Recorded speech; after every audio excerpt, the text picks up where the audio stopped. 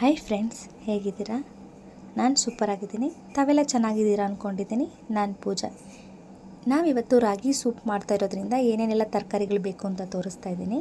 ನಾನು ಚಿಕ್ಕದಾಗಿ ಕಟ್ ಮಾಡಿರುವಂತಹ ಕ್ಯಾರೆಟ್, ಬೀನ್ಸ್, ಜೋಳ ಹಾಗೆ ಬಟಾಣಿನ ತೊಗೊಂಡಿದ್ದೀನಿ. ಜೋಳ ಮತ್ತು ಬಟಾಣಿನ ಒಂದರಲ್ಲಿ 2 ಪೀಸ್ಗಳಾಗಿ ಮಾಡ್ಕೊಂಡಿದ್ದೀನಿ. ಹಾಗೆ ಚಿಕ್ಕದಾಗಿ ಕಟ್ ಮಾಡಿರುವಂತಹ ಬೆಳ್ಳುಳ್ಳಿ ಕೂಡ ತೊಗೊಂಡಿದ್ದೀನಿ. ನಾನಿಲ್ಲಿ ಒಂದು 3 ಸ್ಪೂನಷ್ಟು ರಾಗಿ ಹಿಟ್ಟನ್ನು ಕೂಡ ತೊಗೊಂಡಿದ್ದೆ. ಇವಾಗ ಒಂದು ಪಾತ್ರೆನ ಕಾಯ್ಲಿಕ್ಕೆ ಇಟ್ಟಿದ್ದೀನಿ. ನಾನಿಲ್ಲಿ ಸೂಪ್ ಮಾಡಲಿಕ್ಕೆ ಎಣ್ಣೆನ ಯೂಸ್ ಮಾಡ್ತಾಯಿಲ್ಲ, ಬದಲಾಗಿ 1 ಸ್ಪೂನಷ್ಟು ತುಪ್ಪನ ಯೂಸ್ ಮಾಡ್ತಾಯಿದ್ದೀನಿ. ತುಪ್ಪ ಸ್ವಲ್ಪ ಬಿಸಿ ಆದ ತಕ್ಷಣ ಚಿಕ್ಕದಾಗಿ ಕಟ್ ಮಾಡಿರುವಂತಹ ಬೆಳ್ಳುಳ್ಳಿ ಸೇರಿಸ್ತಾ ಇದ್ದೀನಿ. ಬೆಳ್ಳುಳ್ಳಿ ಒಂದೊಳ್ಳೆ ಘಮ ಬರೋವರೆಗೂ ಒಂಚೂರು ಫ್ರೈ ಮಾಡಿಕೊಂಡ್ರೆ ಸಾಕಾಗತ್ತೆ. ಕಲರ್ ಚೇಂಜ್ ಆಗಬೇಕು ಅಂತ ಏನಿಲ್ಲ, ಒಂದೊಳ್ಳೆ ಘಮ ಬಂದರೆ ಸಾಕು. ಇವಾಗ ಚಿಕ್ಕದಾಗಿ ಕಟ್ ಮಾಡಿರುವಂತಹ ಕ್ಯಾರೆಟ್ ಮತ್ತು ಬೀನ್ಸ್ನ ಸೇರಿಸ್ತಾ ಇದ್ದೀನಿ.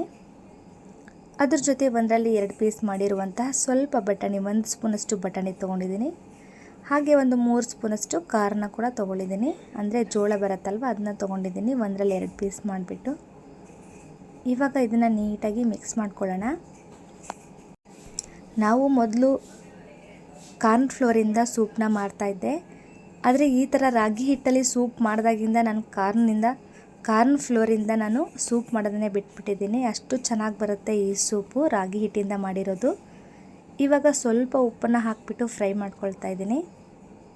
ನೀವು ಒಂದ್ಸರಿ ಈ ಥರ ಟ್ರೈ ಮಾಡಿ, ಪದೇ ಪದೇ ಮಾಡ್ಕೊಂಡು ಕುಡಿತೀರಾ, ಅಷ್ಟು ರುಚಿಯಾಗಿ ಬರುತ್ತೆ ಈ ಸೂಪು. ಹಾಗೆ ಇದುವರೆಗೂ ನನ್ನ ಚಾನಲ್ನ ಯಾರ್ಯಾರೆಲ್ಲ ಸಬ್ಸ್ಕ್ರೈಬ್ ಮಾಡ್ಕೊಂಡಿಲ್ವೋ ಪ್ಲೀಸ್ ನನ್ನ ಚಾನಲ್ನ ಸಬ್ಸ್ಕ್ರೈಬ್ ಮಾಡ್ಕೊಳ್ಳಿ. ಈ ವಿಡಿಯೋ ಇಷ್ಟ ಆದರೆ ಒಂದು ಲೈಕ್ ಕೊಡೋದನ್ನು ಮರಿಬೇಡಿ. ನೋಡಿ, ತುಂಬ ಬೇಯಬೇಕು ಅಂತ ಏನಿಲ್ಲ, ತರಕಾರಿ ಎಲ್ಲ ಕ್ರಂಚಿಯಾಗಿದ್ದಷ್ಟು ಸೂಪು ಒಂದೊಳ್ಳೆ ಟೇಸ್ಟ್ ಕೊಡುತ್ತೆ. ನೋಡಿ, ಇಷ್ಟು ಬೆಂದರೆ ಸಾಕಾಗುತ್ತೆ. ಇವಾಗ ಇದಕ್ಕೆ ಸೂಪ್ ನನಗೆ ತುಂಬ ತೆಳುವಾಗಿ ಬೇಕು, ಅದಕ್ಕೋಸ್ಕರ ಸ್ವಲ್ಪ ನೀರನ್ನು ಜಾಸ್ತಿಯಾಗಿ ಹಾಕ್ಕೊಳ್ತಾ ಇದ್ದೀನಿ. ಆವಾಗಲೇ ನಾವು ಉಪ್ಪನ್ನು ಹಾಕಿರೋದ್ರಿಂದ ನೋಡಿಬಿಟ್ಟು ಇನ್ನೊಂದು ಸ್ವಲ್ಪ ಬೇಕು ಅನಿಸಿದ್ರೆ ಮಾತ್ರ ಉಪ್ಪನ್ನು ಹಾಕ್ಕೊಳ್ಳಿ. ಒಂದು ಕುದಿ ಬರೋವರೆಗೂ ನಾವು ಇದು ಲಿಡ್ನ ಕ್ಲೋಸ್ ಮಾಡಿಬಿಟ್ಟು ಇವಾಗ ರಾಗಿ ಹಿಟ್ಟಿಗೆ ನೀರನ್ನು ಮಿಕ್ಸ್ ಮಾಡ್ಕೊಳ್ಳೋಣ. 1 ಗಂಟುಗಳಿಲ್ದಂಗೆ ಈ ಥರ ನೀಟಾಗಿ ಮಿಕ್ಸ್ ಮಾಡ್ಕೋಬೇಕಾಗತ್ತೆ. ಈ ವಿಡಿಯೋ ನಿಮಗೆ ಇಷ್ಟ ಆಗಿದ್ದರೆ ದಯವಿಟ್ಟು ಫ್ಯಾಮಿಲಿ ಫ್ರೆಂಡ್ಸ್ಗೆ ಶೇರ್ ಮಾಡಿ. ನೋಡಿ, ಇವಾಗ ಇದು ರೆಡಿಯಾಗಿದೆ. ಹಾಗೆ ಇಲ್ಲಿ ನೀರು ಕೂಡ ಕುದಿ ಬಂದಿತ್ತು. ಈ ಟೈಮಲ್ಲಿ ನಾವು ರಾಗಿ ಹಿಟ್ಟು ನೀರು ಏನು ಮಿಕ್ಸ್ ಮಾಡ್ಕೊಂಡಿದ್ವಲ್ವ, ಅದನ್ನು ಈ ಕುದಿಯುವಂತಹ ನೀರಿಗೆ ಹಾಕಬೇಕಾಗತ್ತೆ.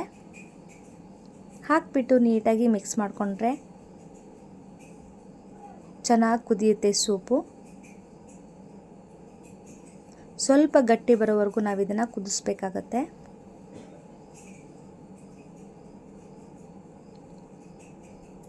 ಈಗ ಸಮ್ಮರ್ ಆಗಿರೋದ್ರಿಂದ ನಾವು ಈ ಥರ ರಾಗಿ ಅಥವಾ ಜೋಳದ ಗಂಜಿ ಬರುತ್ತೆ ಗೊತ್ತಾ, ಜೋಳನ ನುಚ್ಚಾಗ್ಬಿಟ್ಟು ಒಡಿಸ್ಬಿಟ್ಟು ಮಾಡ್ತಾರಲ್ವ, ಜೋಳದ ಗಂಜಿ ಅಥವಾ ಜೋಳದ ಅಂಬ್ಲಿ, ಈ ಥರದ್ದೆಲ್ಲ ನಾವು ಜಾಸ್ತಿ ಜ್ಯೂಸಿ ಐಟಮ್ ಆಗಿರ್ಬೋದು ಅಥವಾ ಲಿಕ್ವಿಡ್ ಐಟಮ್ ಆಗಿರ್ಬೋದು, ಈ ಥರ ಸಮ್ಮರಲ್ಲಿ ತೊಗೊಂಡ್ರೆ ಹೆಲ್ತ್ಗೆ ತುಂಬಾ ಒಳ್ಳೆಯದು. ಅದಕ್ಕೋಸ್ಕರ ಈ ಥರ ನೀರಾಗಿರುವಂತಹ ಐಟಮ್ನ ಜಾಸ್ತಿ ತೊಗೊಳ್ಳಿ. ಊಟದ ಐಟಮ್ನ ಸ್ವಲ್ಪ ಕಮ್ಮಿ ಮಾಡಿ, ಹೆವಿ ಫುಡ್ನ ಸ್ವಲ್ಪ ಕಮ್ಮಿ ಮಾಡಿಬಿಟ್ಟು ಈ ಥರ ಲಿಕ್ವಿಡ್ ಐಟಮ್ಸ್ನ ಜಾಸ್ತಿ ತೊಗೊಳ್ಳೋದ್ರಿಂದ ಹೆಲ್ತ್ಗೆ ತುಂಬಾ ಒಳ್ಳೆಯದು ಈ ಟೈಮಲ್ಲಿ. ಅದಕ್ಕೋಸ್ಕರ ಈ ಥರ ಸೂಪ್ಗಳನ್ನ ಮಾಡ್ಕೊಂಡು ಕುಡಿತಾ ಇರಿ. ಹಾಗೆ ಈ ವಿಡಿಯೋ ಇಷ್ಟ ಆಗಿದ್ರೆ ದಯವಿಟ್ಟು ಒಂದು ಲೈಕ್ ಕೊಡೋದನ್ನು ಮರಿಬೇಡಿ. ನೋಡಿ, ರಾಗಿ ಹಿಟ್ಟಿಂದ ಮಾಡಿರುವಂತಹ ಸೂಪ್ ಇವಾಗ ರೆಡಿಯಾಗಿದೆ. ಬೌಲ್ಗೆ ಸರ್ವ್ ಕೂಡ ಮಾಡ್ತಾಯಿದ್ದೀನಿ. ಐ ಹೋಪ್ ಈ ವಿಡಿಯೋ ನಿಮಗೆಲ್ಲ ಇಷ್ಟ ಆಗಿದೆ ಅಂದ್ಕೊಳ್ತೀನಿ. ಮತ್ತೊಂದು ಹೊಸ ವಿಡಿಯೋಂದಿಗೆ ಮತ್ತೆ ಬರ್ತೀನಿ. ಅಲ್ಲಿವರೆಗೂ ನೋಡ್ತಾ ಇರಿ ನನ್ನ ಚಾನಲ್ನ. ಉದರ ನಿಮಿತ್ತಂ ಬಹುಕೃತ ಪಾಕಂ. Thank you.